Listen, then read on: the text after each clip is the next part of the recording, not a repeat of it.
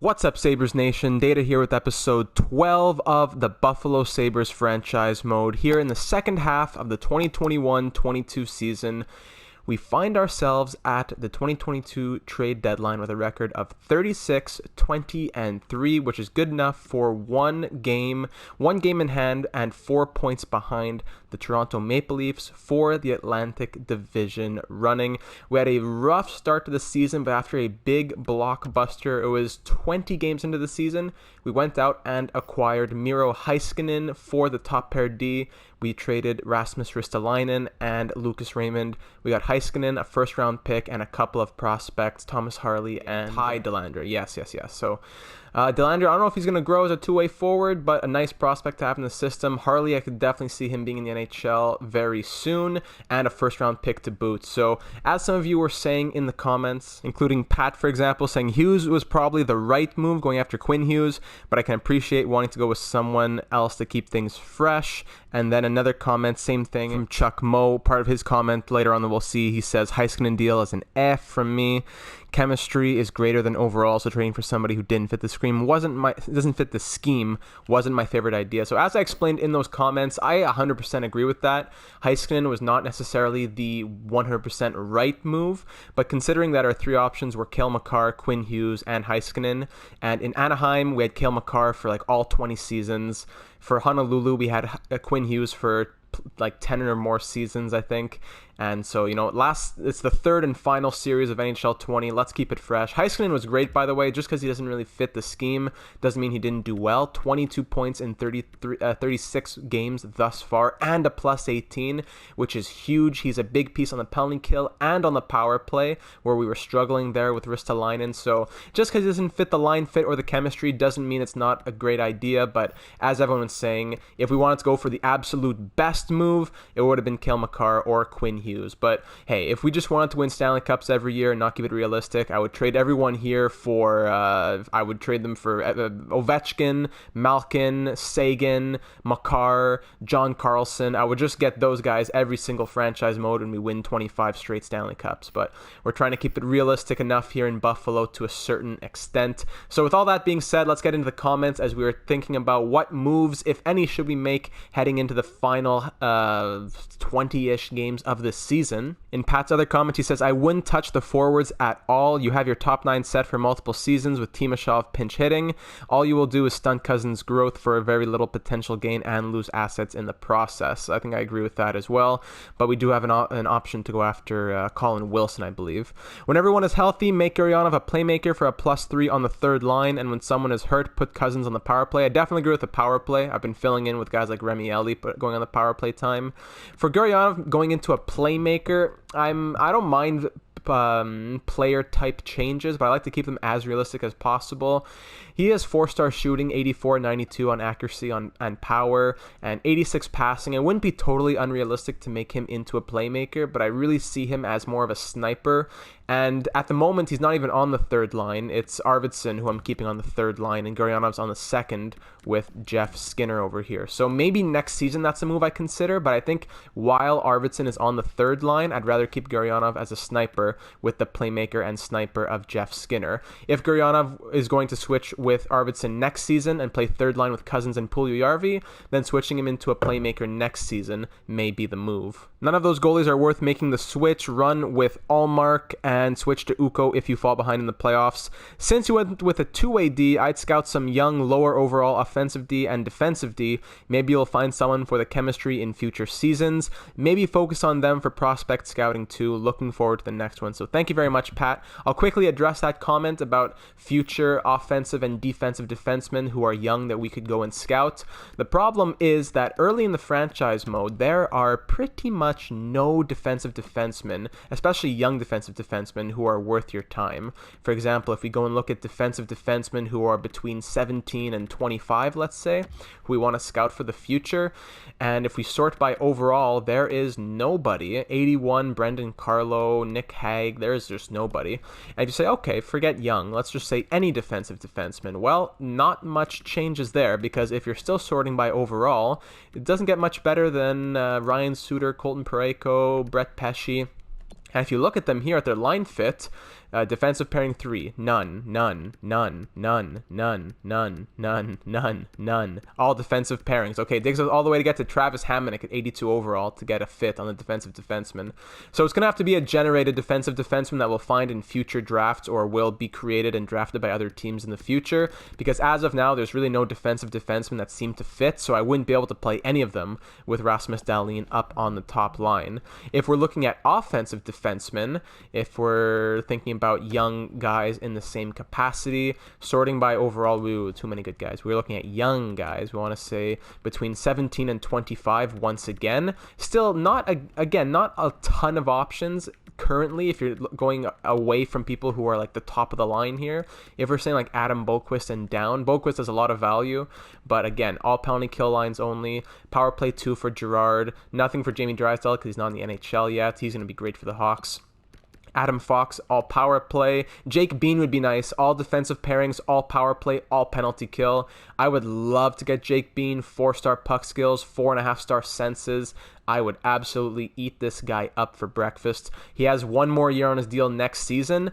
I've already watch listed him. I think Jake Bean would be a fantastic addition for us. So for now, there's not much we can do. We just have to wait for the generated players to get in. MVL12K7 says, great job with the Heiskanen trade. Sign Ukko-Pekka Luukkonen for 7 to 8 years as he is the future. Your lines and defense seems fine. I think it's the coaching. Eichel and your first right D rookie are playing super well. Sassana Cup, as they would say in Montreal, the Sabres for the Cup. I can feel it. So very excited for the possibility of a Stanley Cup finally. Last year was heartbreak, but as he was saying, for the Ukko-Pekka Luukkonen extension, we were thinking he only wants like 4.5 for 8 years, so if we can lock him up now, because we know he'll be our future down the road. There was another comment regarding goalies from Rico saying to do a bridge deal because goalies are pretty easy to draft. That's true, but we'd have to bet on drafting a goalie who would be ready to be our starter within like 2 or 3 seasons, because Allmark's not going to be here forever, and Ukko-Pekka Luukkonen's good to go right now, /ready. He's guaranteed our starter next season. So I think it makes sense to just try and extend him ASAP. Jack Milne leaves a good comment regarding the future, saying, I know you mentioned wanting to keep Skinner, but he's eating $9 million in cap space. So when Arvidsson and Cousins come up in a couple of years, and even if perhaps Ristolainen's available in free agency because he worked with Dahlin, I would suggest he be the one that gets moved rather than Gurianov or Puljujärvi, because either of those guys can do what he does for less cap. He goes on to say that upgrade in goaltending should be number one priority for this deadline, or checking upcoming free agencies to see if there's anyone good in there. Anyways, love the vids. Keep them coming. Thank you very much, Jack. It makes sense, though, about moving Jeff Skinner. We said we didn't want to move him. We wanted to make it realistic to keep him. But now that he has done amazing ever since we've taken over the reins here in Buffalo, he's on pace for another 40-plus goal season. It would make sense to trade his $9 million cap hit. Teams would be willing to eat that for the production that he does. So if we get some cap trouble and we need to move some people, Jeff Skinner, who really fits that second line, it wouldn't be a bad idea to trade him because Gurianov fits the lines, Puljujärvi fits the lines, and they're making a lot less money. So Skinner being moved down the road may be the move, as Jack suggests. Back to Chuck Moe's comment now. He says, definitely acquire Colin Wilson, 83 overall on the Avalanche. If he plays with Cousins and Arvidsson, that's a definite +5. We can then package Puljujärvi with Montour for an upgrade at D, a right-handed defensive defenseman who fits the top pair to play with Dahlin. Easier said than done, as we just looked through all the players there, or keep him around for extra depth. He would also recommend formatting the fourth line. It goes through a big suggestion about that, and the two-way forwards giving us a +5 on the penalty kill units. And hopefully they can be fixed up and head into the playoffs with the league's best penalty kill. So as great as a comment that is, and as true of a comment that is, I don't know if I really want to trade Jankowski and Timashov and do an overhaul of the fourth line at the trade deadline. I think the fourth line's been playing quite well. Jankowski has 13 points. Darren Helm in 55 games has 14 points. So I'm not really complaining about the fourth line. I know in theory getting all two-way forwards, like instead of Timashov and Jankowski is a two-way forward. I thought he was a sniper. That's true. So it would just be moving Timashov pretty much, but I'd have to find someone who fits the fourth line and hope and bank on them fitting the power play, when I think Timashov does pretty well. 15 points thus far. That's definitely a possibility for next season, but I don't know. I think the fourth line's doing relatively well right now. I don't know if I want to overhaul it in any type of way. Plus, packaging Puljujarvi and Montour, I don't think I want to do that right now. Montour, there's been rumors that he's been on his way out for a long time. Ever since we took over the franchise, he's been a name on the way out. He's been doing quite well, though. He's on pace for another 30-plus point season. His plus-minus has been amazing. So, I don't know. Maybe Brandon Montour is sticking around. But either way, Puljujarvi, we're still waiting on him to just explode onto the scene because he has that great second line fit. He has 29 points this season. I don't know if he's on pace to beat last year's 45, but we'll see.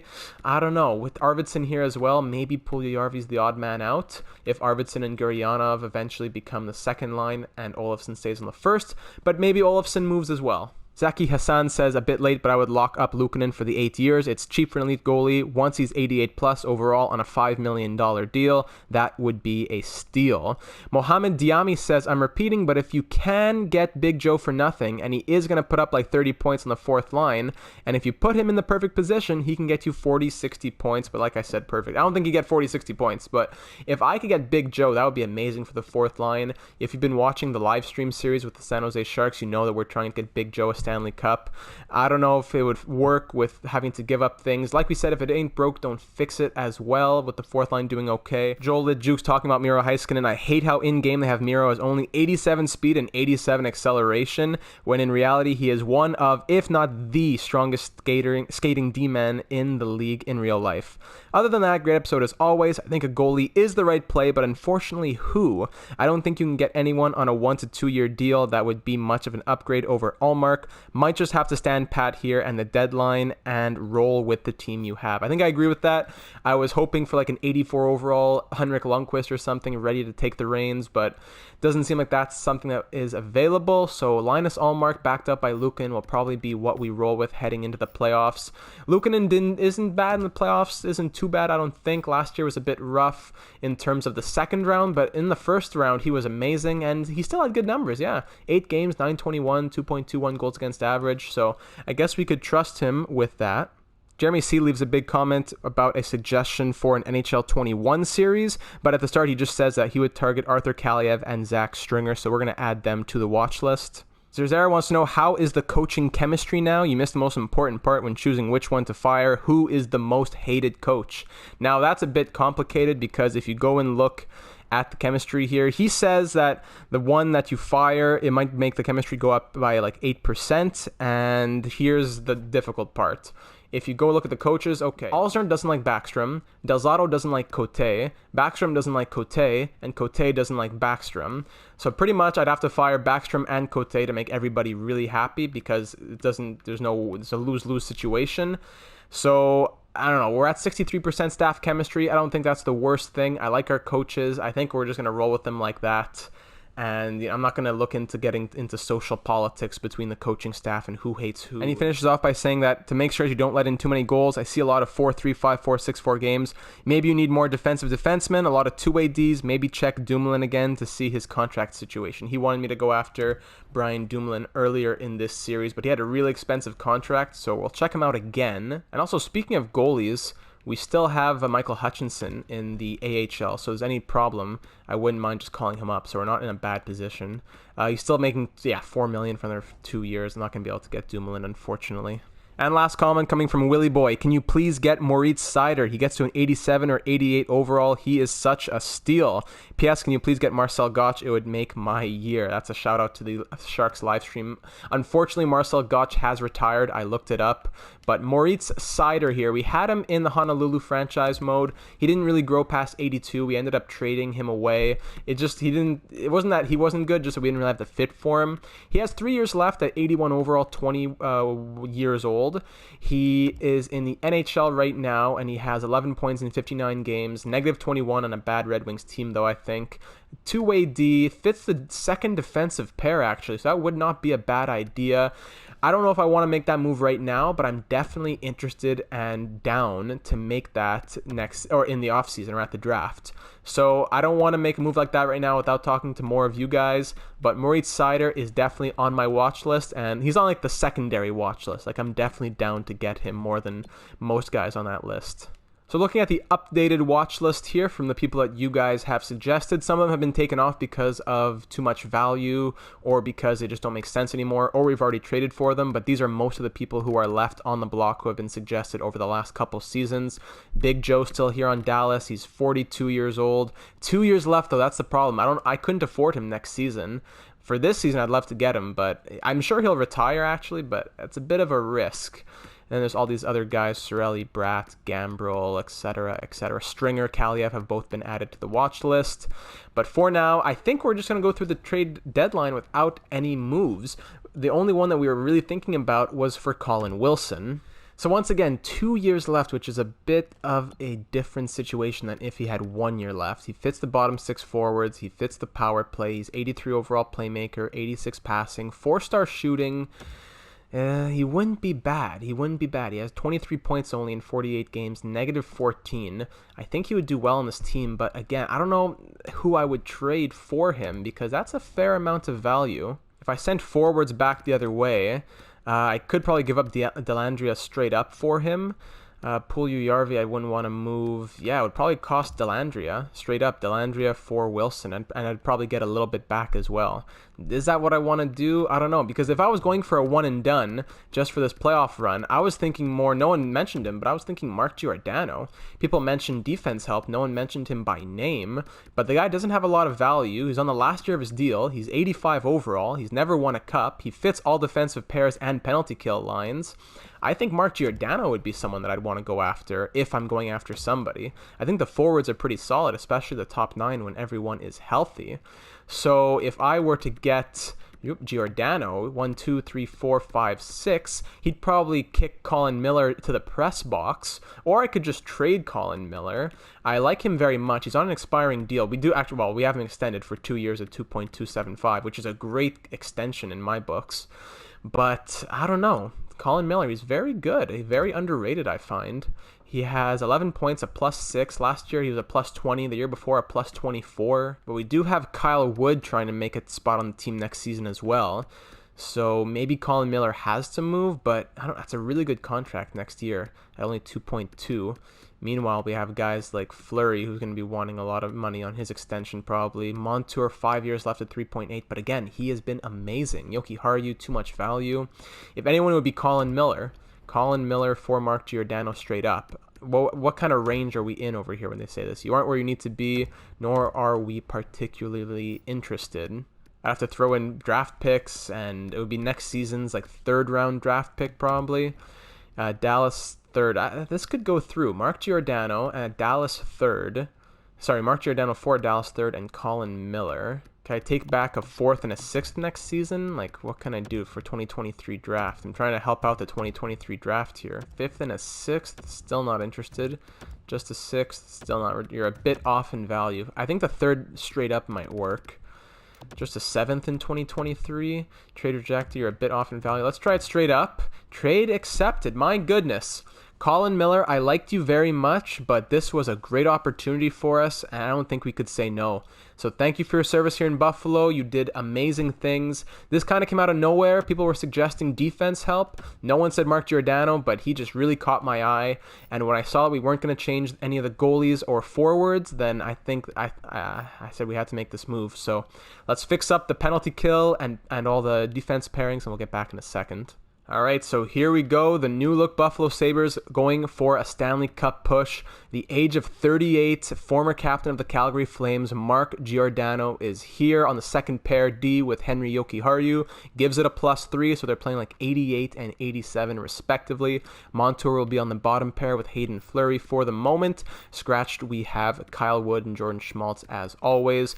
If we go to the special teams here, thank you to Pat for his suggestion for putting Cousins on the power play when there's an injury, because it gives it a +3 instead of a +1. So that was a huge help. I don't know why I wasn't doing that. Penalty kill doesn't help the pluses at all, but Mark Giordano, just being an 85 overall two-way D, will definitely be a big presence on that line, as well as when Olofsson comes back. I think he plays here instead of Cousins. So I forget, does he? Either way, also plays 3-man PK. So that was a lot of comments and a lot of trade talk. That's a lot of time in the video here. So apologies for it running a little bit long, but we're just going to go ahead and simulate through the rest of this season right now. We can finally get through to it, and we can see where we finish with Mark Giordano with us. I'm pretty excited to have him as well. Shout out to GRB Gaming, who's been putting in the comments for multiple series saying to get Mark Giordano. It finally worked out. So our first game with him in the lineup, up against the Tampa Bay Lightning. We don't know if this is going to be his swan song, pull a Ray Bourque, but we'll see what we can do for him after a long and beautiful career. First period, 2-1 Buffalo, Arvidsson and Gurianov. Beautiful. Second period, 2-2 as Radish ties it up. We're on the power play early, and Jeff Skinner converts to give us that 1-goal lead. Shots tied at 24. We hold the 1 goal over the Lightning here. 3-2, but Kucherov ties it up at 3, almost halfway through now. Shots once again tied at 28 now. And Alex Killorn gives the Lightning their first lead of the game, 4-3 with under 5 to go now. Is there going to be a hero in Buffalo to tie things up and push it to overtime? No. A tough 4-3 loss against the Lightning. 2 goals for Kucherov, goal and assist for the rookie Mikhail Arvidsson though. Let's get some simulation going. Jack Eichel, mild concussion. Oh, boy. Thankfully, he's not out for long, but we're going to have to rotate everybody up now. Can Darren Helm play center? 71 faceoffs? Why not? And coming in to fill in on actually, there's no one to fill in. We have to call somebody up. So I believe this is finally the moment where Ilya Kovalchuk will work out. We claimed him off of waivers. We're looking forward. We can try and get him a cup as well. We have a few people we want to try and get Stanley Cups here. So let's rotate everybody up once again. Actually, Arvidsson, with 80 faceoffs, could play second-line center. Ooh, now that's interesting. Okay, we'll do that. Ooh, it gives it a +3. Okay, how about Kovalchuk on the first line? Now this is getting juicy. Skinner goes to the second line with Cousins as the center. Arvidsson centers the third line with Timashov. Okay, now we're talking. +3-1-3-1. Beautiful. That'll be nice just for a little bit of time while both Olofsson and Eichel are injured, 2 of our best players. But it won't be for long. 85 points in 60 games for Big Jack. We don't want to have him out for too long or he's going to miss the race for the Art Ross here. We could get a lot for Brennan Montour, by the way. If we trade him at the beginning of next season, we could get, like 2 first-round picks. Brody and Koivu go to the Jets for our first and a second. Sheesh, my goodness. So he's only out until the game on the 27th. Olofsson's fully healed. That's great. We'll get him back in. Kovalchuk will move back down to the third line. Yeah, actually, you know what? Yeah, let's go like this. Arvidsson second line center, and Kovalchuk will play third line while we're waiting for Eichel to come back. 3-2 shootout loss against the Florida Panthers. Couple games coming up here against the Kings and the Flyers. Trade deadline's almost upon us. 7-1 win. Sheesh. Philadelphia Flyers, very slow simulation. Eichel has returned to the lineup. So Kovalchuk's going back down. He'll have to go through waivers, unfortunately. What did he do up in the NHL with us here? Oh my goodness. 4 points, 3 goals, and an assist in 3 games? What? Ilya Kovalchuk is not getting sent down, that's for sure. I'll go ahead and send down Jordan Schmaltz, actually, because Kyle Wood's now our guy to fill in for injuries. So Jordan Schmaltz, if you get claimed, it's not a huge deal. And he went to the Nashville Predators, so good luck in Nashville, Mr. Schmaltz. You had a good season as depth last season with us, but now Kyle Wood is our new guy on depth, so you weren't going to get re-signed next season anyways. 2-1 win against the Flyers, and Jack Eichel will be back in the lineup against the Panthers here as we go through the deadline and can update the lines one last time. So we're back to full strength here. Kovalchuk will play on the fourth line instead of Darren Helm, I believe. I'd rather have him down there. Unfortunately, he really fits the first line. We could put him on the first line instead of Reinhart or Olofsson and get a +5, but then that knocks Reinhart or Olofsson to the second line, then who gets knocked to the third line, then who gets knocked to the fourth line. So it's a cascading effect. So I think we'll just keep him on the fourth line. Could I slot in some power play time maybe? Now that Olofsson's back, he's going to go up here to give it the +3. Could I find some power play time for Mr. Kovalchuk instead of Puljujärvi maybe? What's Puljujärvi done on the power play this season? 2 power play goals. You know what? Let's try it, especially if he fits the line. Kovalchuk gives it a +3. Okay, yeah, we're going to do that. Kovalchuk's going to play +3 on the power play there. I could move out Heiskanen or Dahlin, but they're both very offensively minded defensemen, even though one of them is a two-way. So I think we're going to do it like that. Okay, so quite the revelation here to find Ilya Kovalchuk. And we're ready to continue simulating to the end of this season and call it a day. Also, I believe coming into this episode, our penalty kill was around 78%, so we'll see what we get by the end of the season. Still have another month or so plus to go, so let's find just a couple games to go watch. Let's go see the Washington Capitals, who are a very strong team. 7-5 win against the Panthers, 7-3 win against the Vegas Golden Knights, 4-3 overtime loss to the Coyotes. How about that for some big wins? That's in the minors. 10-3 win against against the LA Kings. Ullmark has an injured back, so that means Ukko-Pekka Luukkonen is going to be starting, and we're going to call up a backup for him. Could call up Hutchinson. He's done very well in the minors, or I could call up Jonas Johansson. Johansson doesn't have waivers. I didn't see how long that injury was. I'll call up Johansson just for the moment. Hopefully he won't have to play. 6-2 win against the Bruins, then up against the Dallas Stars here. We beat them 2-1. Yeah, Ullmark already back, of course, no problem. So that is an easy fix. Fantastic. Now here we are up against the Washington Capitals. We're on quite the streak since making all those moves. Since we made the trade for Mark Giordano, we have had some blowout wins, 7-1, 7-5, 7-3, 10-3, and since adding Ilya Kovalchuk as well. But since both editions in total of this episode, we have gone 7-0-2. Am I correct in saying that? 7-0-2? Yes, through 9 games. What a start to the episode as we're going to the end of the season here. Up against the 37-20-12 Washington Capitals. Kovalchuk's former team that he played with just a little bit, I believe. First period 0-0. Second period still 0-0. Shots 18-19. Jeff Skinner breaks the deadlock as he takes down Braden Holtby's shutout bid. Then Sam Reinhart on the power play makes it 2-0 Buffalo. And then Jack Eichel, the holy trinity of Buffalo Sabres here. Another power play goal, and Jack makes it 3-0. Miro Heiskanen makes it 4 as Holtby gets chased and Samsonov let that one in. 5 minutes to go. Ovechkin breaks the shutout bid for Linus Ullmark. Of course, big Ovi, and we'll call it a day. 4-1 victory for the Buffalo Sabres. 8-0-2 now through 10 games since the beginning of this episode. Absolutely love to see that. Oh, big game coming up against the Maple Leafs. We've got to see that one as well. After that, I think we'll go to the end of the season. Antti Suomela on waivers. Then, yeah, we traded him to Dallas. He has 2 years left at $1 million. Two-way forward with exact top 9 potential. Nah, I think we'll let him go. Sorry, Antti, going down to Texas. This is a big game for the divisional title, perhaps. If we win this, I think we go within a point or tie the Maple Leafs, something like that. Let's do it. Let's get the dub. First period, 2-1. Liljegren opened up the scoring, but Puljujärvi and Olofsson came right back, 2-1 lead. Second period, 5-1. Skinner, Timashov against his old team, and Sam Reinhart on the power play. 5 goals on 29 shots against David Riddick. Shots 29-19 in our favor. We are up by 4 with big smiles on our faces. Do we just call it a day? Power play, this would really seal it. Now let's just end it. 5-1 the final, 35-28 the shots in our favor. 4 assists from Rasmus Dahlin, 27 saves from Linus Ullmark, and a goal and an assist from Victor Olofsson for the 3 stars as we take a big win to move 1 point within the divisional lead of the Atlantic. Now we can get a nice chunk of simulation done before the end of the season. Let's go see the last game of the year, I think, against the Tampa Bay Lightning, and we can recap all those stats by the end. Power play, penalty kill improvements, Kovalchuk's points. 6-1 loss there. That's our first regulation loss since all those changes. 2-1 overtime loss. Mark Giordano as well in that second pair. We'll see how we did. Back-to-back overtime losses. All right, a 5-4 win gets us back in the win column. Let's go. 3-2 loss. Come on. As soon as I stopped watching so closely and said, let's simulate, they start losing. 3-2 loss. Come on. We have clinched the playoffs, though. Clinched the playoffs. Whoa.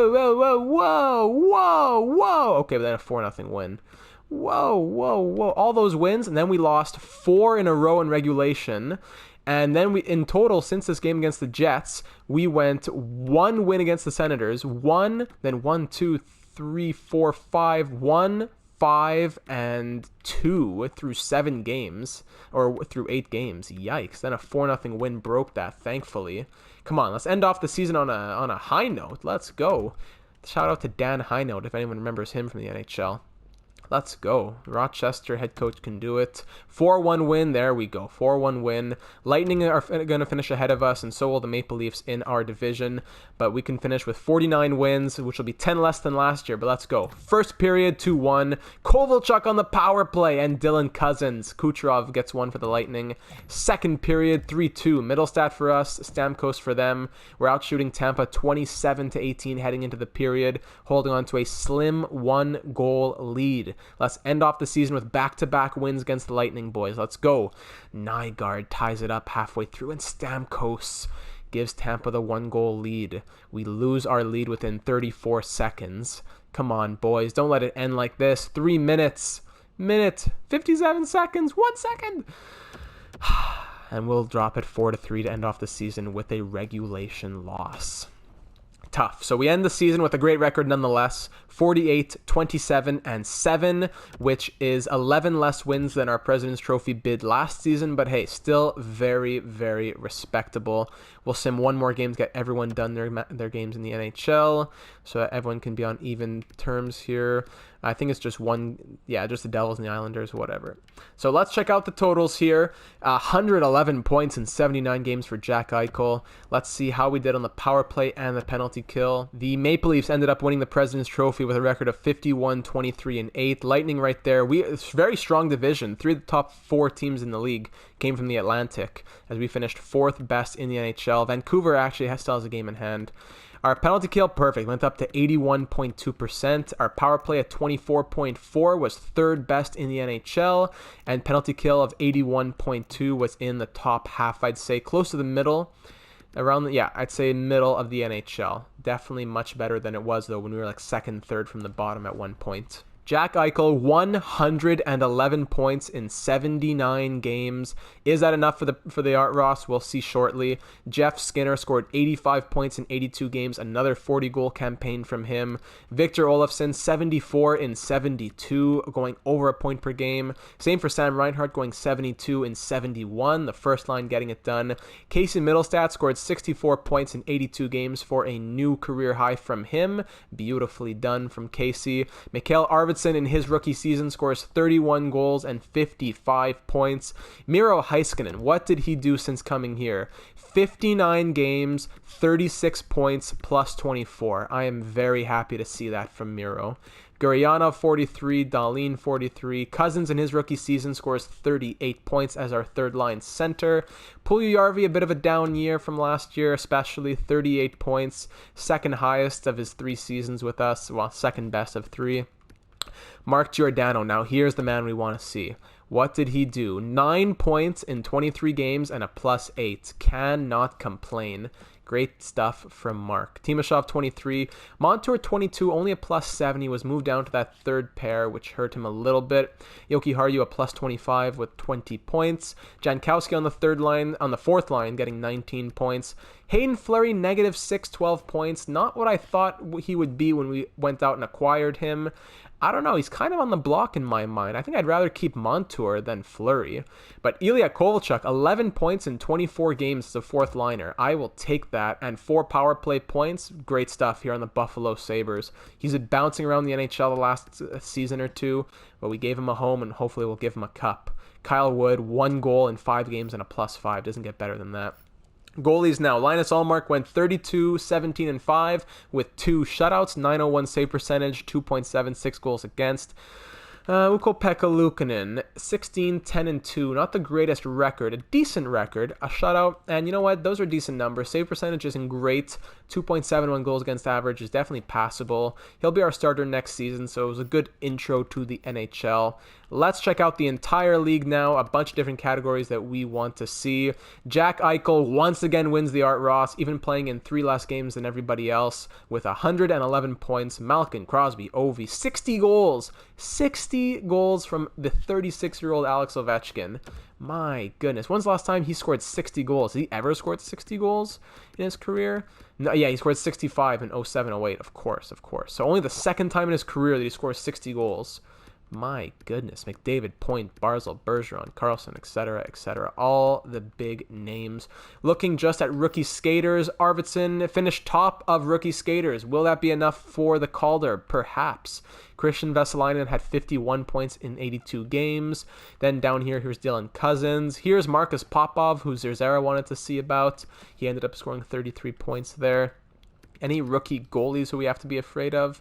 Ilya Samsonov, definitely pretty good, but I don't think any of them are a challenge for the Calder Memorial Trophy. Looking at all goalies in the NHL, Hart and Holtby were tied with 39 wins. Riddick, Vasilevsky, Murray, Demko, all the big boys. Jonathan Quick still getting it done somehow. Pavel Francouz, I'm not sure how you pronounce that name. I think it's Francouz. Price, Bobrovsky, Hellebuck, Bennington, Lundqvist still with the Minnesota Wild. He is on the last year of his deal, but Allmark did pretty well for his numbers. I'll admit, pretty solid numbers. If I had to give the Vezina to somebody, Francouz probably has the best numbers, but of really being a starter, maybe it's Demko. I don't know. Hart had very good numbers for playing in 70 games. So did Vasilevsky for 65 games. All defensemen in the NHL, John Carlson once again with 90 points. You can't complain. He just gets it done year in and year out. Leading the NHL in goals is definitely Ovechkin with his 60. Yeah, Malkin was there with 52. Who do we want to go see? Who did we make trades for and with this season? Maybe Colin Miller. How did he finish off his season? He ended up doing nothing. He was a healthy scratch the whole way for the Calgary Flames. Yikes. Let's go see the Florida Panthers, who we traded some pieces to for the 3rd overall pick last season. Let's see. Michael Granlund, 26 points in 82 games. He was a 4th line center at 84 overall. Sheesh. The poor guy got buried. We traded them Lazar as well. He scored 12 points in 50 games. Hey, good job on making it to the NHL. And Michael Rasmussen, 2 games, 0 points, buried in the press box. And Mathieu Perreault, 64 points in 73 games in the minors. Yikes, he got buried there as well. So that trade really didn't work out for the Florida Panthers. The 3rd overall pick that became Mikael Arvidsson. You have the Mathieu Perreault, who played in the minors, and Michael Granlund, who scored 26 points, and then Rasmussen, who was like a scratch the whole season. I don't remember all the trades we've made, so you'd have to ask me if you want to see any point totals from anyone else specifically. In Rochester, yeah, not a great season from anybody in Rochester, I don't think. We don't really have anyone with potential down there this season, so not a big deal. Dellandrea, 21 points in 68 games. Bah. For our players in junior who we're interested about, Brandt Clark's ended up going up to a 72 overall, which is great to see from him. Currently has 39 points in 52 games. And the other one we want to see is Thomas Harley, who has 58 points in 49 games in the OHL with Mississauga. And also advancing a day to get the entire NHL finished, we ended up finishing in 5th place as the Vancouver Canucks jumped over us. So 5th place finish here in year number 3. Definitely nothing to sneeze at. So now we can head into our first round matchup. Who will we be facing as we run for the Stanley Cup, as we make a push? More injuries in Rochester. And we're taking on the Tampa Bay Lightning. Yikes. We had a tough matchup with the Lightning all season long. And of course, in the AHL, we have 4 straight games for some reason. 8-3, 6-4 loss. So the Tampa Bay Lightning, they're very strong. They have Steven Stamkos. They have all the healthy boys. Everyone's healthy as a horse. Kucherov, 94 overall. Point, 2nd line center with Killorn and Gourde. Johnson on the 3rd line with Radish. Big power forward. Yeah, they definitely have a great top 6, to say the least. Defense, Hedman, Sergachev, 92 and 89. McDonough's an 86. I guess the bottom pair D and even their second pair D is... Their bottom pair is weak. Their second pair is lopsided. Their first pair is world class. And of course, Vasilevsky, 91 overall, backed up by 82 Jonathan Bernier. No big scratches. So... Tampa Bay Lightning, it's going to be a tough matchup to say the least. Hopefully we don't get shamed in our first season. We're coming off of getting swept out of the 2nd round last year. So, hey, heading into the playoffs, what are your thoughts? Do you like these lines? Should we make any changes based on the point totals that you saw? Should we move Kovalchuk around in the lines perhaps? Defense looks like this. How do you like that? Special teams, we have the power play set up like this, which ended up doing quite well, and the penalty kill set up like this. I would like to get someone better than Dylan Cousins here, but if you put anyone who's a playmaker or a sniper or any anything. Even if they have the line fit, it gives it a -1, even though both defensemen are check marks as well. So it's a very delicate system. All marks getting the start. We have Wood, Ellie, and Helm as the scratches. And I think we're good to go. The draft class continues to be scouted as well. A bit of a longer episode here. We went through a lot of comments at the beginning. I'll probably have to cut down on the comments that I read per episode moving forward as more comments come in. Some great pieces here in the top 5 of all medium elites. There's Mikko Kovasari, possibly a medium elite 2-way D. Well, definitely a medium elite, possibly a 2-way D. So we're talking about maybe drafting someone for defense who could be future in the top 5. There was a comment that mentioned that, so that's a possibility. Definitely a lot of guys that were still, as you can see in the top left corner, currently being scouted. Some guys just don't want to get scouted even though you send them 100 times. Our scouts aren't that great, but still doing as well as we can. Any good goalies for 2 bars medium elite? Yeah, nothing too wild. Oh, and of course, we totally forgot about extending Ukko-Pekka and I got caught up in all the trade talks that I forgot about it. So I forget if this is what he was asking for 8 years, but 85% of 6.75 million is 5.7. Yeah, we could have gotten him for like 4.8 something. So that is a bit of a buzz right there. I could reduce it down to 7 years and bring him to the age of 30 at 6.3 million, which would only cost us 5.355.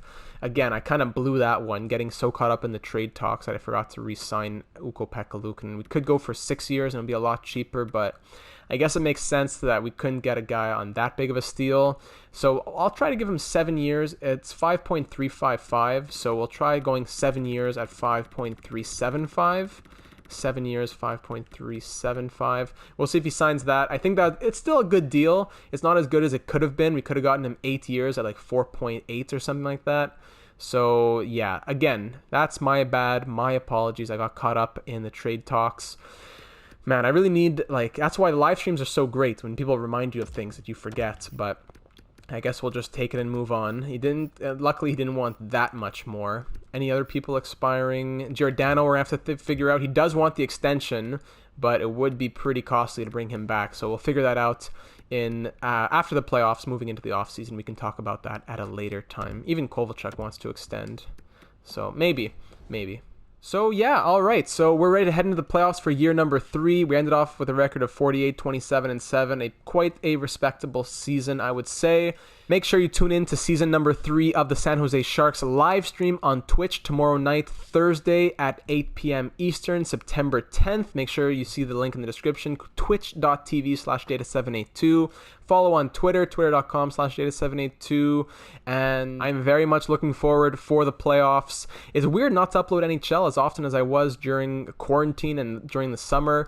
To only upload Buffalo twice a week and to not have upload in the last 3-4 days is really weird, but with work and school, that's just life, unfortunately. So thanks for sticking along. Thank you for watching so much as well. If you're new to the channel, go ahead and subscribe. Putting out lots of NHL, FIFA, SpongeBob Battle for Bikini Bottom, rehydrated content, and more coming down the road. But of course, the staple on the channel here, NHL 20 Franchise Mode. So again, thank you so much for watching. Looking forward to hearing your thoughts heading into the 2022 playoffs, and I will see you in the next one.